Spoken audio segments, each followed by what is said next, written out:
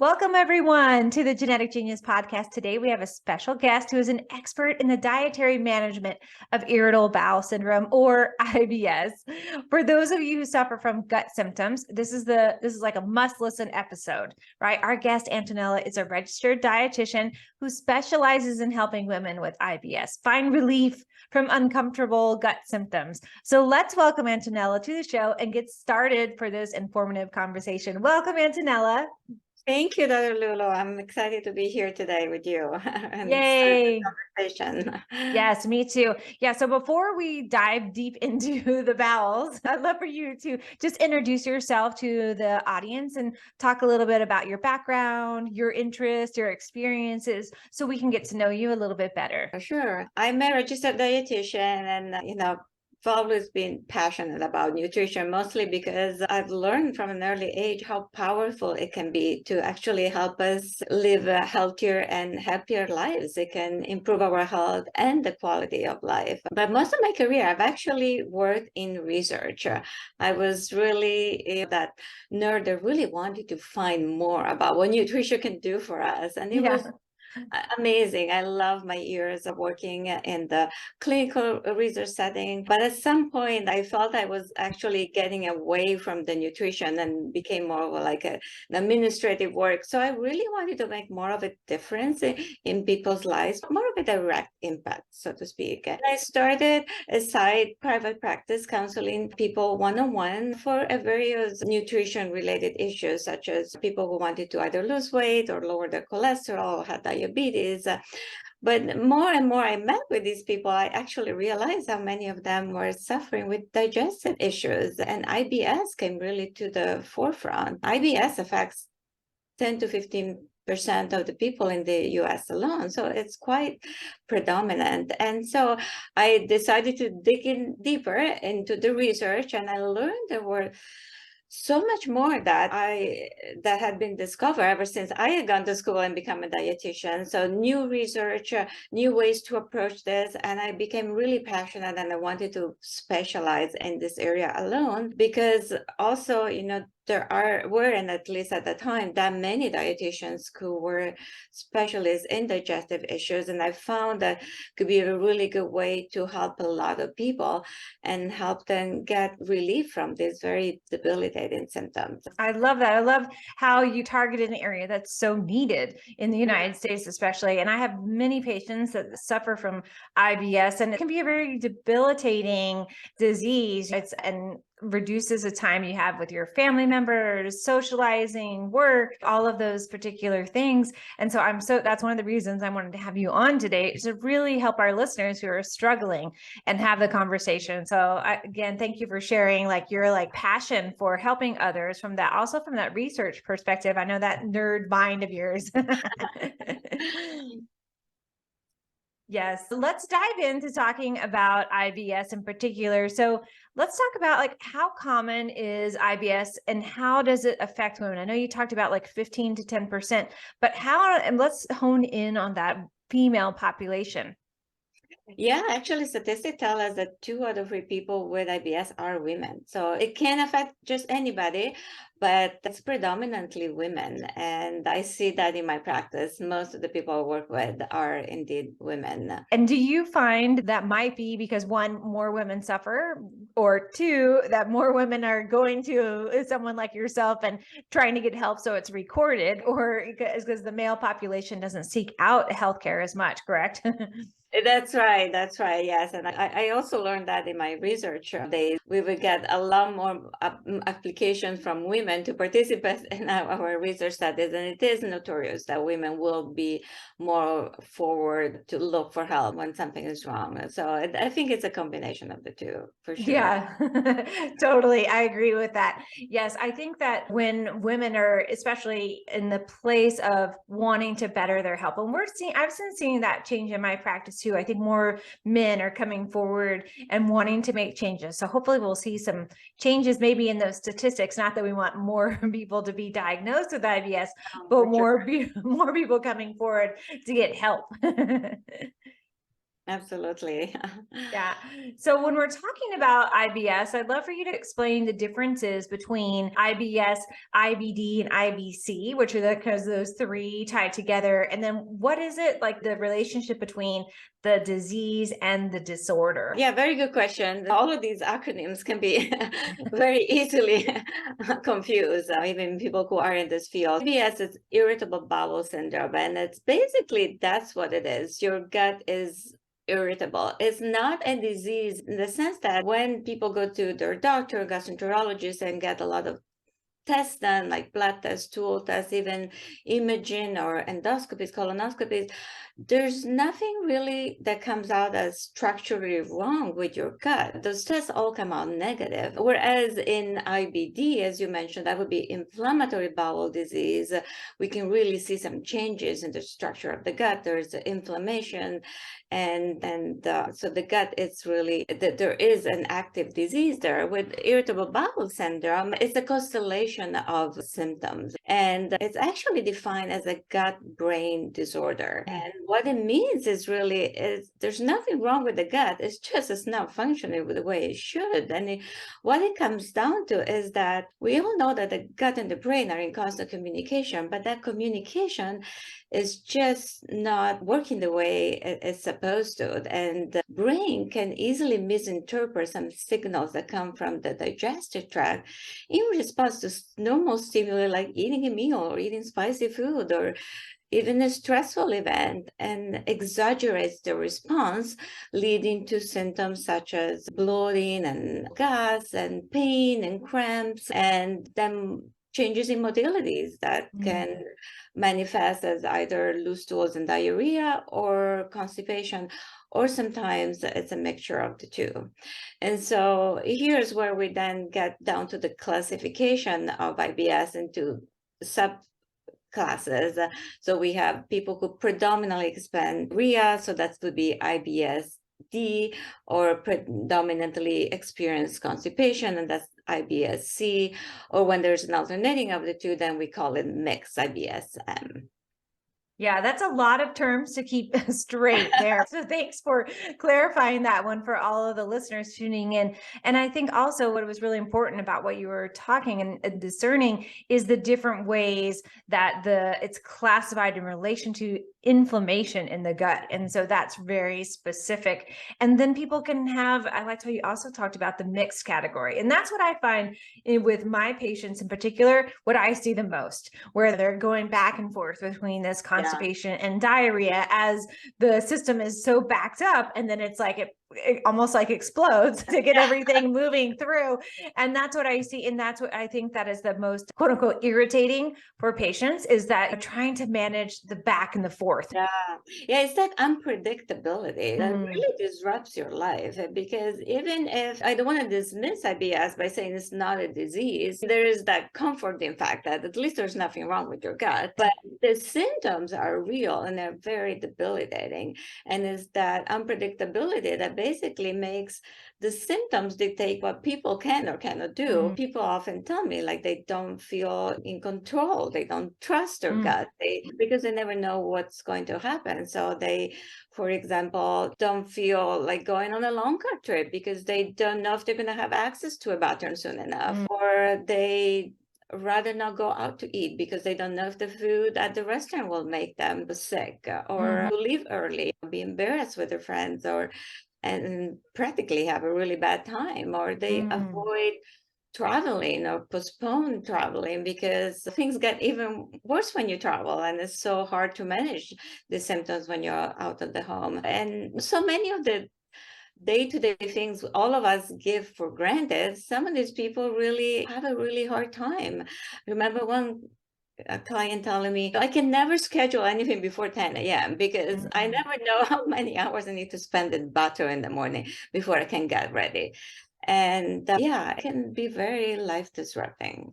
Totally. And I really like that empathy and sympathy that you were talking about, because I think it can really be a life disruptor. And a lot of people feel embarrassed about talking about that with their friends and family, and just, okay, I'm just going to schedule things later because I don't know what can happen. So yes, it can be very hard for people to deal with. So what are some of the major triggers? You're talking about being in the bathroom, things like that. What are some of those major triggers for IBS particularly? And then how can people start to manage them so that they Yeah. can start to live their life? Yeah. Thank you for asking that. That's a really great question. So there's a lot, and I'll try to classify them Right. We can break it down. in major groups. So one is definitely diet. There's certain foods, but it's not just what you eat, it's also how you eat. And so there is a lot of be figure out there. Most people will tell you that they definitely feel that food has an impact on their symptoms. And another major is really stress. Sometimes it's really not what you eat. You might be eating exactly the same thing that you ate on a different day, but on that day, because of either a stressful event or just that chronic stress that most of us are actually living in, that we're constantly in this fight or flight response because we're so busy going about our lives, all of the things that we need to do, that can really impact symptoms. And then there's general lifestyle that could be lack of exercise or too high intensity kind of exercise. And now we're learning more and more how important sleep is. Sometimes it's just not getting the good night of sleep, and the next day you're experiencing all of these symptoms. So when it comes to managing, we really need to look at the big picture and not just focus on one thing only, like diet or one food or a class of foods, but really look at all of the different triggers so that we can maximize our management and address diet, lifestyle, exercise, sleep, and definitely managing. That was great, Antonella, because I think we could really create that picture. We could see that picture of what you were talking about, and it's all encompassing, right? It's like it's not just one color of paint on the canvas, it's the whole picture that's then aggravating the lifestyle or aggravating the symptoms and exacerbating them, I guess is a better word. And so when we're looking at those foundations of health with management, what are some of the biggest mistakes people make when it comes to managing their IBS? And maybe you could give us an example from maybe a client or just your history of seeing clients. Yeah, absolutely. Yeah. First of all is, I would say, self-diagnosing. So going on the internet and asking Dr. Google, what are my symptoms, and coming up with this diagnosis. So I want to stress it's really important to get a proper diagnosis from a physician, because if you think about it, the gut only has so many ways to speak to you, right? There are these symptoms. There's the pain and the diarrhea and constipation and the cramps and the bloating. And unfortunately, those symptoms are very common to so many diseases of the gut. So we have the inflammatory bowel disease that we talked about. We have celiac disease. So there needs to be really somebody who could listen to you, to your history, to your specific presentation of these symptoms, because we're all a little bit different in how they actually then themselves.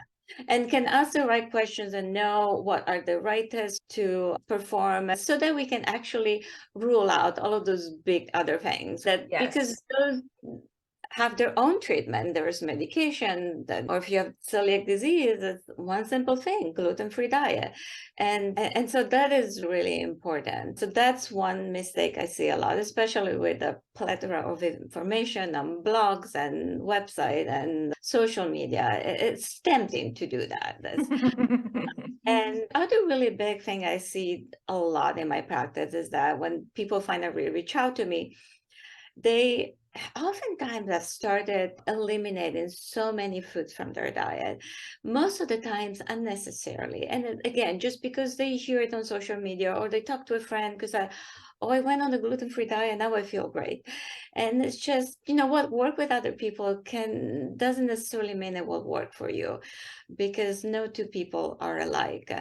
And so the problem there is that oftentimes people start eliminating, let's say, gluten, then they eliminate dairy, and then they don't feel much better. Then they go on and eliminate all the gassy vegetables, so to speak, the broccoli, the cruciferous, right? Because those are famous gassy vegetables, or the legumes. So they go down on a rabbit hole, or what I like to call the food restriction circle of that. And what happens is that they really come down to having only a handful of few foods that they eat over, and their diet is malnutrition that can actually exacerbate the symptoms even more, and they are run the risk of being deficient in certain nutrients or lacking certain nutrients that are really important for our health in general and gut health. They reduce their fiber intake, that can lead to even more consequences, and their diet is boring and isolated because then it's even more difficult to go out and eat with friends, to go to a restaurant or to a birthday party or to his house for them. Those are such great points. I loved both of those. Super important that you said in the beginning about not using an unprofessional source for your diagnosis, not diagnosing yourself based on Google or internet, Instagram, all those things, and working with a professional like yourself or myself, because it's important to rule out, like you said, something that could be, especially like celiac that you mentioned. You want to make sure you rule that out. But then also, yeah, it's so important. And also you brought in the other side of that coin is the restriction of foods. And I so agree, hands down with that. I'll have patients come in to see me and they've decided to just eliminate so many things. And then they're like not eating anything. And I'm like, oh, this is not good for you. It's your body doesn't have the nutrition, that you're so malnourished. And then you also can't see like what's triggering. Like you said, it can exasperate things, not getting the full aspect of that spectrum of really quality foods into the system. Do you use or do you recommend food sensitivity testing or things like that to learn about what foods might be triggering the system? Not specifically for IBS. What I actually use is a protocol which is basically an elimination reintroduction protocol that really allows people to figure out their personal trigger foods, because it is indeed true. And after many years of seeing patients, I still haven't seen two people who respond to the same triggers. Everybody's really unique. Every gut is unique, and every person really needs to figure out what foods they're sensitive to. But that's just one part of the picture. There's either dietary behavior, there's the lifestyle and stress part. So the way I work with my clients is that I use the code that came out from research at Monash University in Australia about 10 or 12 years ago, that really pinpointed and figure out there are certain carbohydrates that are very highly and rapidly fermentable that are responsible for these IBS symptoms. And they call them FODMAPs. You may have heard this name. And so the listeners now, this term has become more and more common knowledge. And it's a very complicated acronym. It stands for fermentable oligosaccharides, disaccharides, monosaccharides, and polyols. But rest assured, you don't need to remember any of that. But what you need to understand is that they're just a group of short-chain carbohydrates that either we cannot absorb or that are poorly absorbed. And so what happens is that when we're not absorbing these molecules, they travel all the way to our large intestine. As they travel there, some of them can actually attract water, so leading to bloating and maybe loose stools and diarrhea. And when they finally get to the large intestine, they meet our good gut bacteria that live there, and they love to eat these foods. They actually can digest them, and so they'll use them for fuel. And normally this is just a good normal thing, most of us. But in people with IBS, all of the fermentation that happens in the gut can lead to the sensation of bloating and extra gas, like the sensation of trapped gas, and as I said, the movement of water that can lead to irregular motility that can be manifesting as diarrhea or constipation or an alternation of the two. Not everybody responds equally to these carbohydrates. So this process of elimination and reintroduction, which is called the low FODMAP protocol, really allows you to figure out, first of all, if you're feeling better by eliminating all of these carbohydrates, and then by reintroducing them systematically, really which ones are a problem for you. In the end, the whole purpose of this process is to come up with your personalized diet, and a diet that doesn't unnecessarily eliminate a whole bunch of foods, but only restricts or sometimes eliminates. Many times it's really a matter of portion sizes. So reducing the amount of certain foods, not necessarily eliminating them, and reintroducing all of those that didn't trigger your symptoms so you can eat those liberally. As a result, you have a much more nutritious diet, much wider variety of food. It's more fun to eat, and you don't have to worry about going out socially, restaurants, traveling, and all of these things. And you can live basically mostly symptom free. Oh, that's great. So key how you talked about the elimination and the reduction aspect of gut health, because I've seen so many patients where when we do that particular protocol, they're so amazed, right, that there is a specific food that they can actually feel the symptoms right away when they reintroduce it. Oh, there it is. It's so empowering to someone that is so confused about what to eat. Like you said, all those different sources. So it can be so empowering. And then as it working on healing the gut, then their body responds in a different way when then they reintroduce it again. So it's like this magic wand almost that gets waved over the body. The light bulb goes off. Yeah, absolutely. I see that all the time. When people could tell me, oh boy, I would have sworn that I couldn't eat garlic, for example. And then they find out they can. And right. the thing is that it's really tough to figure these things out, because in normal eating, we eat meals. We don't eat foods in isolation. So this is the only time when you really got to do a proper elimination of all these potential triggers. And then you introduce them one by one. So that's the key. It's basically like conducting, and here's my research nerd person coming out again, but it's really conducting your own research study with a sample size of one, which is you, and figure out exactly what works for you.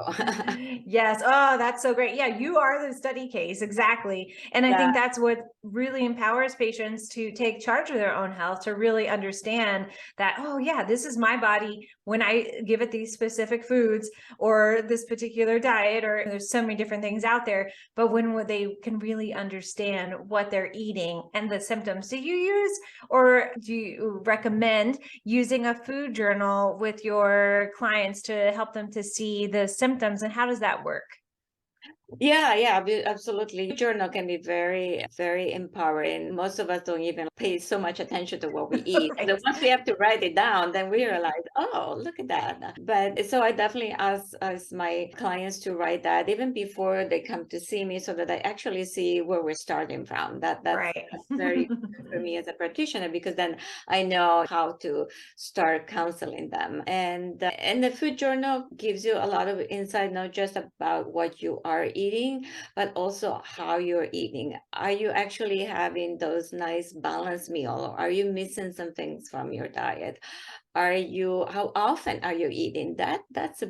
Can be a big trigger too. Are you grazing all day long, or are you having more spaced out major meals? So all of those are really important cues that really help my patients. And then it's even more important when we come to that reintroduction part, the second step of the protocol, because that's when we're introducing these foods that we had eliminated for just a little while, not a very long. It's a matter of just a few weeks until they really feel the reduction in symptoms. And when we start reintroducing, you really need to keep a food and symptom journal at the same time. So you're not just writing down what you're eating and when you're eating, but also you want to notice if any of the symptoms are coming back and when they're coming back, because that's what they're going to tell us. Yes, this group of food is problematic for you, and it's the one that you may need to restrict. Because we do it in such details that we can even figure out, can you eat maybe a quarter of an avocado, or a half of an avocado, or a whole of an avocado during that reintroduction phase. And so that's when taking notes of the foods and the symptoms, it's really powerful. Yes, it sounds like such a powerful and educational tool for clients to really understand what they're eating, how their body is responding, and in a way that I think that is missing from a lot of people. Just when is the last time that someone said, yeah, I've just been keeping a log of what I've been eating and seeing how it's affecting me. It's not like the most common conversation, but when I work with my patients with that, they're always so surprised, like, wow, I didn't realize I was eating that particular food so often, or I didn't know that I was feeling this way every time that I ate that particular Exactly. food. And I think that's such an empowering piece. Or I've noticed that, especially with like sugar, alcohol, the carbohydrate family, coffee, those are the ones I think that people are Yeah. always most aware of. Oh, I had 4 cups of coffee today, or I'm having wine every night, those things. And oh, this is how it's affecting me. And a lot of times we get so busy, we don't even know. Like sometimes what we're eating, like you said in the very beginning, the gut brain connection. It's so important for how our body functions. And sometimes our brain is way off in Neverland and we're not even connected to the gut. Totally. Yeah. Yeah. Mhm. Yeah, and besides this carbohydrate that I talked about, you just mentioned there are some other gut irritants, so coffee, caffeine, alcohol. Those could make a big impact on this kind of symptoms. So in this process, we really look at all of those details together, and keeping that accurate food journal can really bring some aha moments for the client. Yes. I love that aha moment. That's what really makes us so happy as practitioners, right? We're like, oh, Yeah. yes. Yeah, Yeah. because then I always think knowledge is power. But once you have that knowledge about your trigger foods, then you are more in control of your symptoms than symptoms controlling your life, like we were talking in the beginning, right? You have a big meeting at work tomorrow, and you might be even a little bit anxious about it. So you don't want to eat your trigger foods the night before or that morning for breakfast, and risk of having to rush to the bathroom. But let's say you're at home and now it's Friday night and you want to go out with friends, and although alcohol might affect you, you decide that you want to have that one drink because the next day you can be home relaxing, recovering, and you can take care of yourself. There's nothing major going on. You can make those informed decisions. These foods affect those symptoms, but they're not going to harm you. So it's up to you whether you want to or how much you want to have them or eliminate it. But the key thing is that you're in control, not your symptoms. Right. Yes, that is the key factor there. And so one thing you mentioned was anxiety. I'd love for us to talk for a little bit about the role that stress Yeah. has in IBS and stress management. Like, how does it affect the IBS symptoms? Yeah, that's really key. And it's going back to that gut brain connection and communication. We all know what it means to have butterflies in our stomach, I would presume, right? Yeah. And we've all experienced anxiety before a job interview or an exam in school, and maybe having to make that extra urgent trip to the bathroom right before. For some of us, for somebody IBS, that's just going on all the time, basically. So it is as if I often heard it being described as an amplifier, or like as the speaker of a sound system that's being tuned up too high. So any response to a normal stimulus, like having a meal or having a glass of wine or having coffee, or a stressful event like a job interview, or even a big event in your life like changing jobs or getting a divorce, the brain just misinterpreted as being painful. And that happens day in and day out for people with IBS because this communication is not happening the way it should. And so those small stimuli that for most of us don't cause anything, then when somebody with IBS will lead to cramps and urgent trips to the bathroom or being constipated for days. So Yes. it's really important we cannot avoid stress in our life, and that shouldn't be really our goal. But what we can do is find ways to manage, especially when it's chronic, and find things that we can do to have a better control on that communication. And there's many management techniques, many things that you can do to actually tone down that volume that's too loud, so that the brain can start calming and saying, oh, okay, that wasn't really too bad. That wasn't something I needed to really worry about.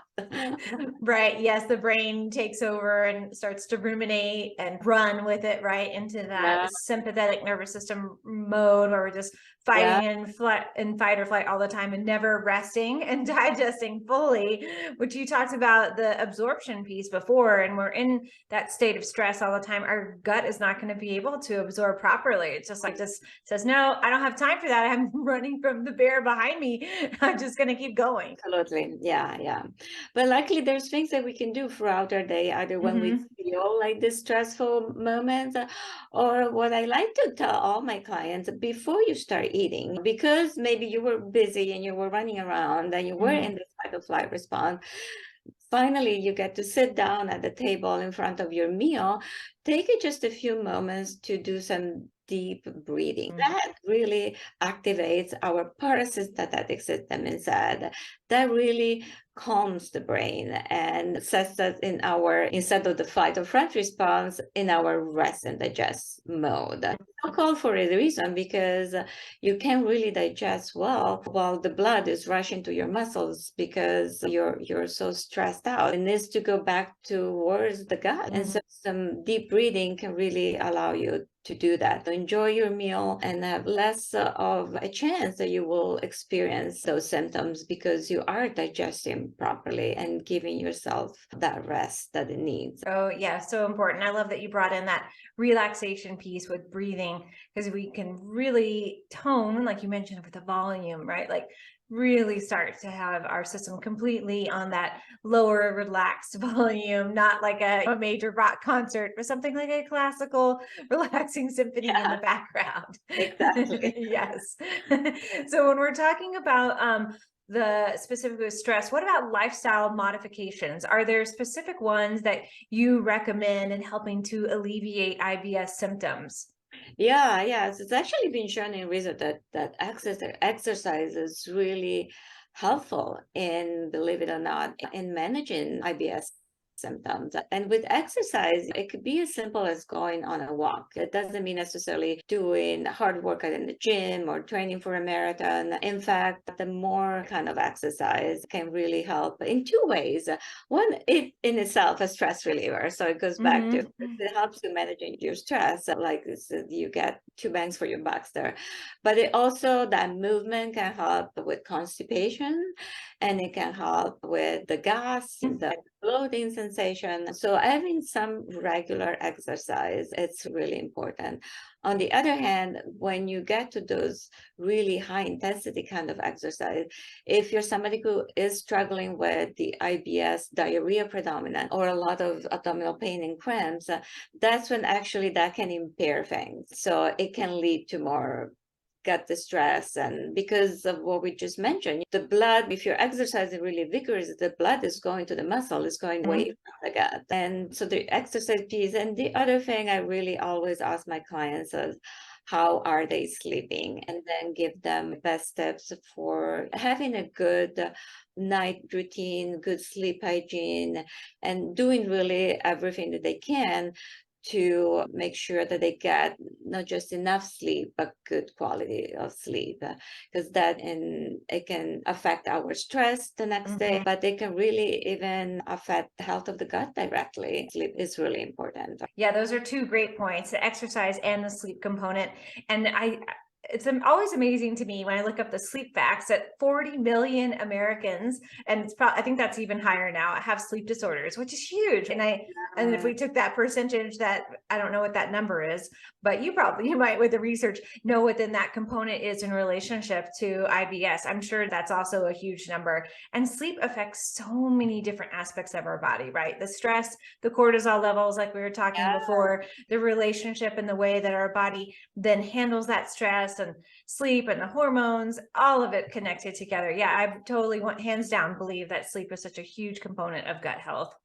Yeah, and it can become a really vicious cycle, because you're not sleeping out, so you're stressed out, so that you're more anxious, so you're getting more gut symptoms, and because you're getting more gut symptoms, you're not sleeping well. And so I know, right? Yes, the hamster on the wheel going round and round.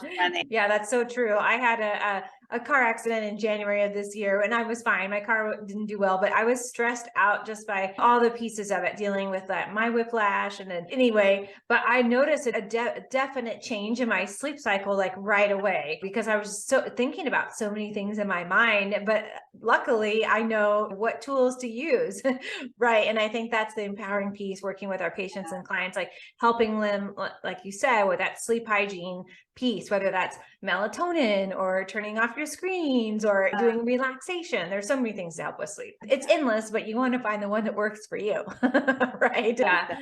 Yeah. Yes. And so when we're talking about the gut overall, how does it affect like our overall well-being? Do we see a shift in the way that our cells then function, the way that all the systems of our body are functioning in harmony? I think it was Hippocrates that says health begins in the gut.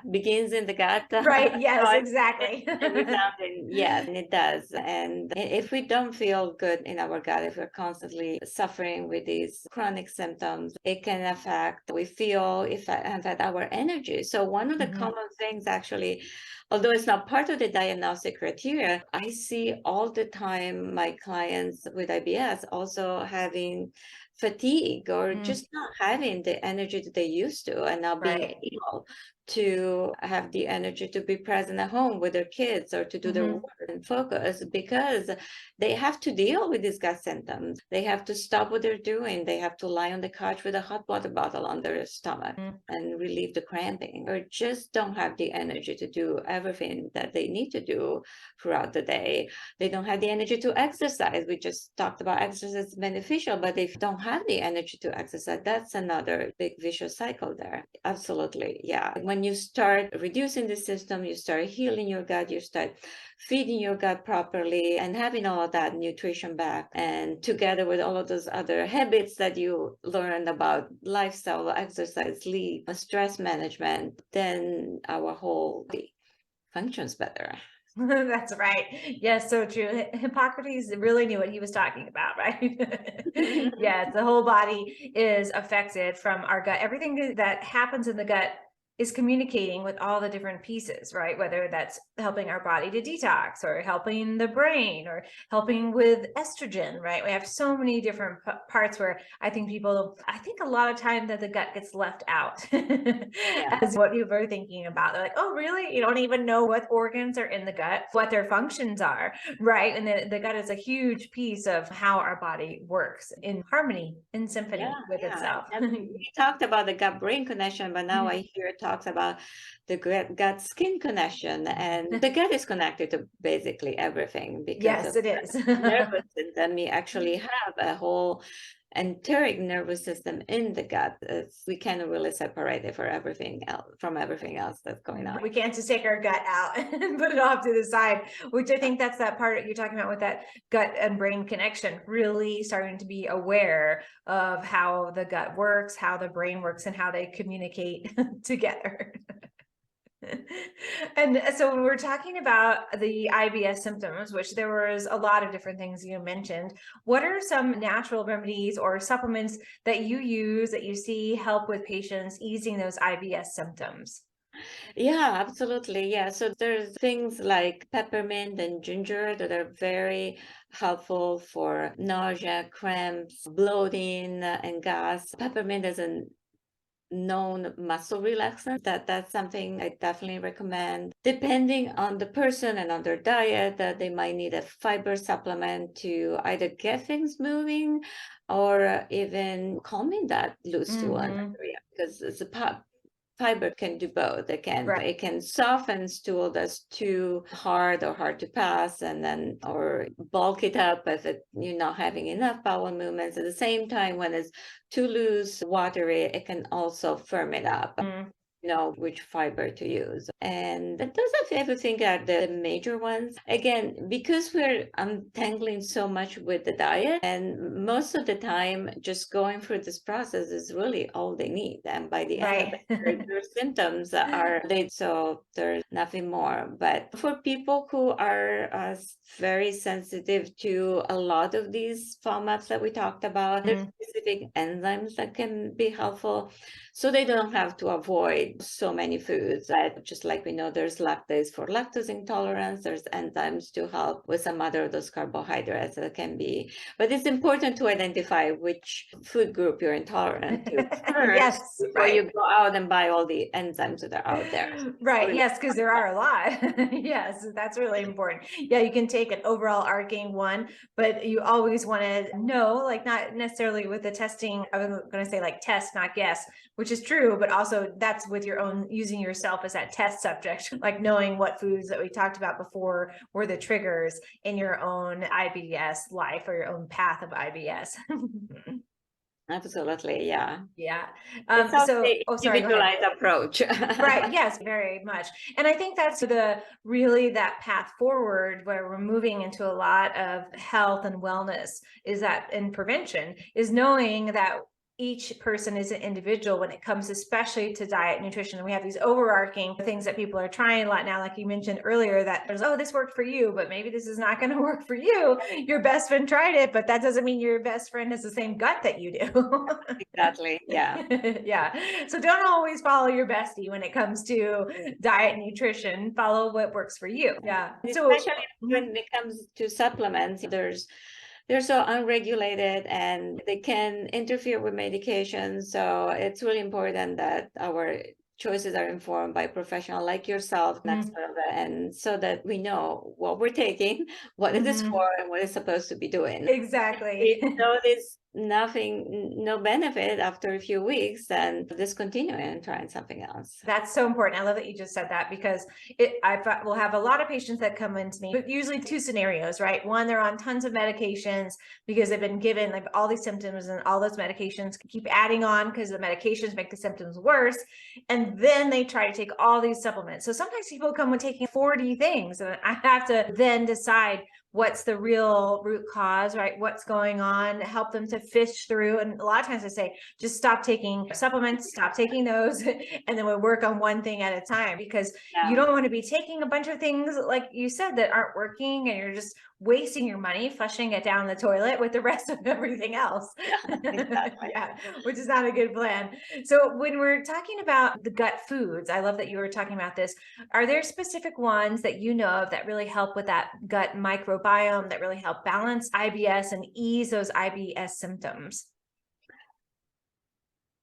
Yeah, that is a really good question. And when we go back to talking about FODMAPs, those fermentable foods, right? Actually, those are all your gut bacteria's favorite foods. So those are really healthy foods, by the way. We never mentioned anything, but just to give the listener some ideas, we're not talking about unhealthy foods here. The FODMAPs Right. like onions and garlic, and vegetables like asparagus or mushrooms or cauliflower, fruits like apples and pears and apricots and peaches, and the legumes like all the beans and the lentils.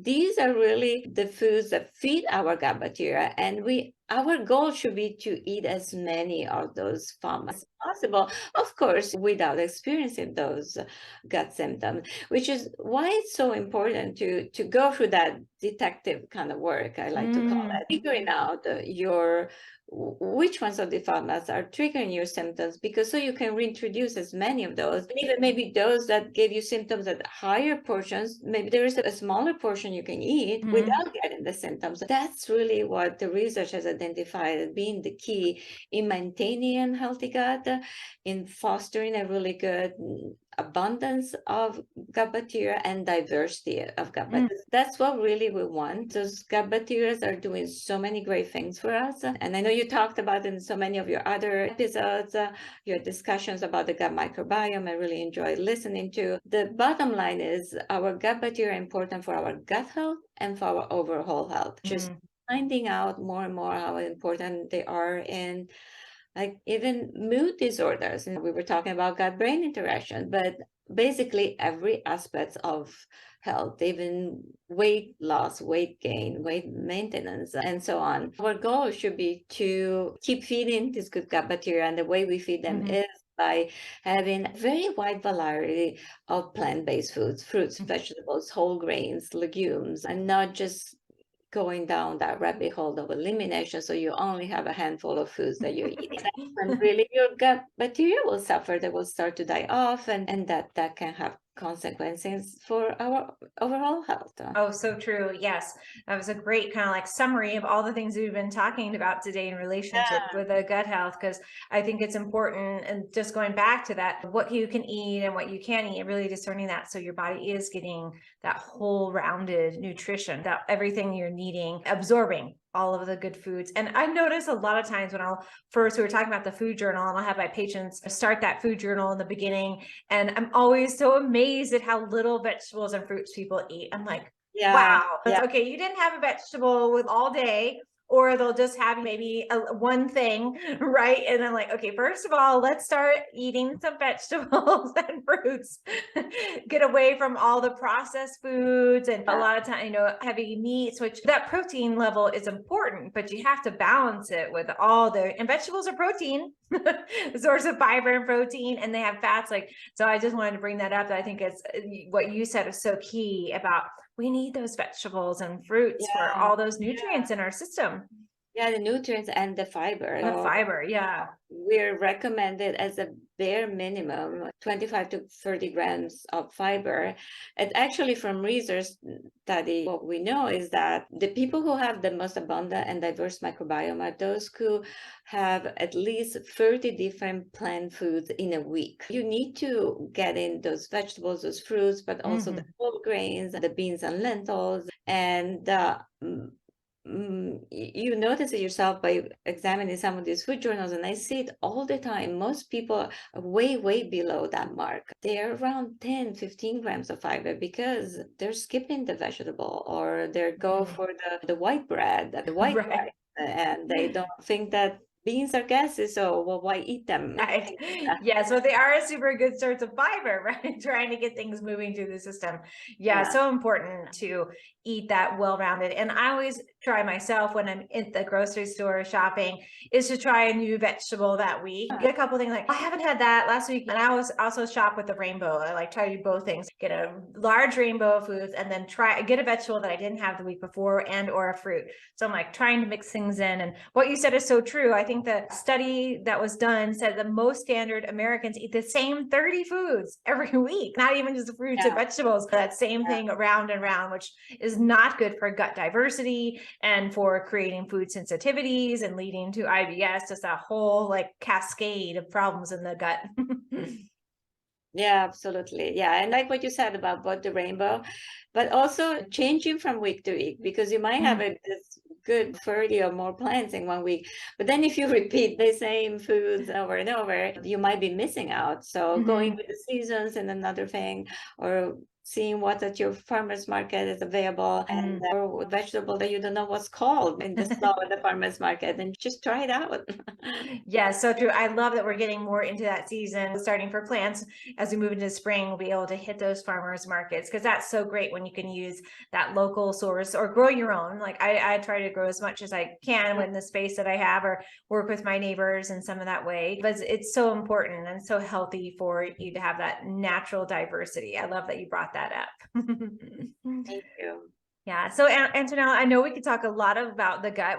For a long time, there were so many pieces, but I want us to work on wrapping up some things today. So I have a couple last minute things. One last question as we're finishing up today is, if you had an unlimited budget, what would you do to make the biggest impact on the planet?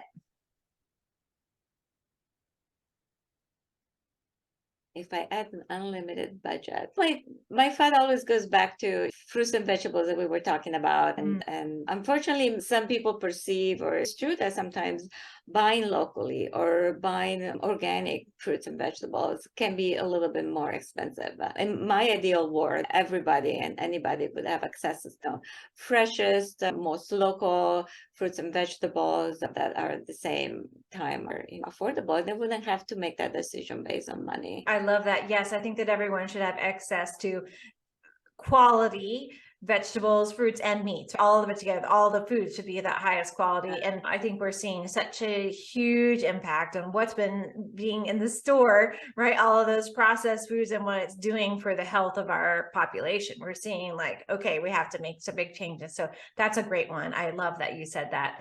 And let's talk about how people can find you, where your website, and how they can follow you on social media. And then talk to us about your amazing freebie that you're offering to the audience Yeah, as well. sure. Thank you. So I do have a website. It's quite a mouthful again because my name is really hard to spell it out, but I'm sure you'll put it on the notes. Yes. It's AntonellaDewell.com. And I'm on Instagram and Facebook at ibs.nutritionist.rd. So you can find me there. And yeah, I would love for the listeners to download my free resource. I called it my 10 tips to beat the bloat guide. Great. Back to the thought that we so much pay attention to what we eat and we start eliminating foods and no, this made me sick and that made me sick. And we oftentimes don't pay very much attention to how we eat, which is really important. So I give my 10 best suggestions for that first line approach to addressing gut symptoms such as bloating and gas, and with some really good foundational behavior about eating balanced meals, spacing out your meals, and more tips like that everybody should start with before even thinking about eliminating foods or addressing something like the FOMA protocol that we talked about. That's great. I love that guide. And it sounds like a real winner for our listeners that are wanting to figure out and why they're bloated and steps they can start to take to figure that out. Because it's so important. That's a huge piece of IBS and just digestive disorders in general is the bloating. My pants don't seem to fit all of those pieces. Thank you, Antonella, for joining us today. I really loved our conversation all about gut health. And I really can't wait to share this with the world. Thank you, Dr. Lulu. It was amazing to be part of your podcast. Thank you for a great conversation. Thank you.